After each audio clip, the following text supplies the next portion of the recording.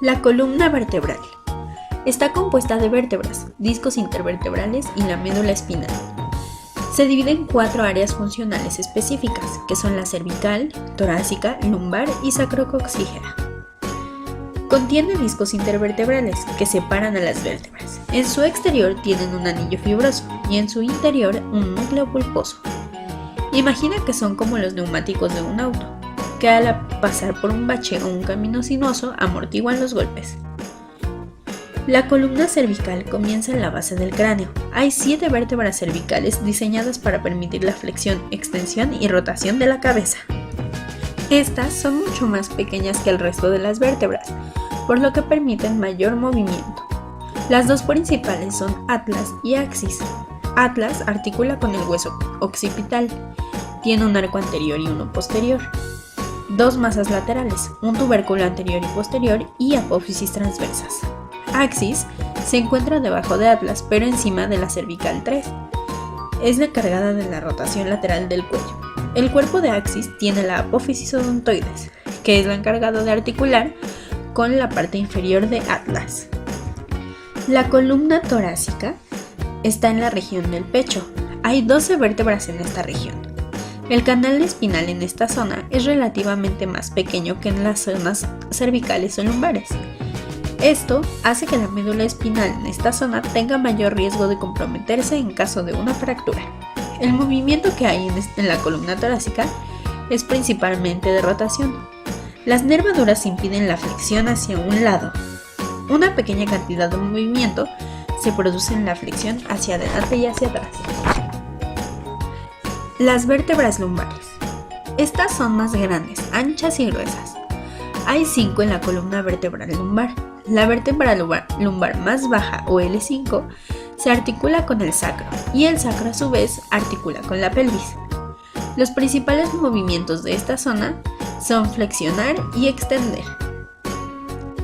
La región sacra está en la parte inferior de la columna vertebral, ubicada entre L5 y coxis. El sacro es un hueso de forma triangular que tiene 5 segmentos, que están osificados o fundidos unos con otros. Las primeras 3 vértebras de esta región tienen apófisis transversas que se unen para formar alas. Estas se articulan con el ilion. El coxis se ubica en la base de la columna vertebral y se compone por 4 vértebras fusionadas. Los ligamentos unen el coxis al hiato sacro en la articulación sacrocoxígea sinovial. Los movimientos de la columna. La columna puede realizar lateroflexión, inclinación lateral o flexión lateral, que es un movimiento que la columna vertebral hace para poder inclinarse hacia un lado. Este movimiento se realiza en un eje antero-posterior y en un plano frontal. El lado en el que se realiza la flexión lateral disminuye la tensión y en el otro esta aumenta.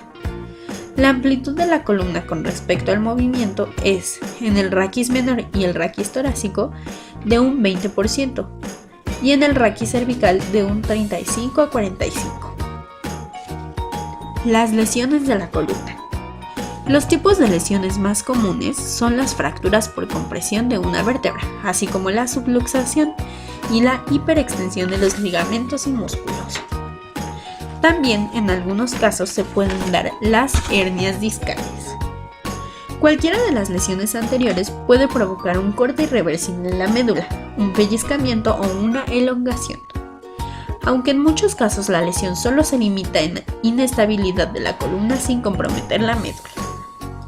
Las lesiones de columna son muy frecuentes en deportistas que practican levantamiento de pesas, patinaje, judo, natación, equitación o deportes extremos, pero sobre todo en rugby, gimnasia, hockey sobre hielo y lucha libre. Los síntomas son dolor o presión intenso, hormigueo, pérdida parcial o total del control corporal, dificultad para respirar y protuberancias inusuales a lo largo de la columna. Eso fue todo. Muchas gracias. Created using Powtoon.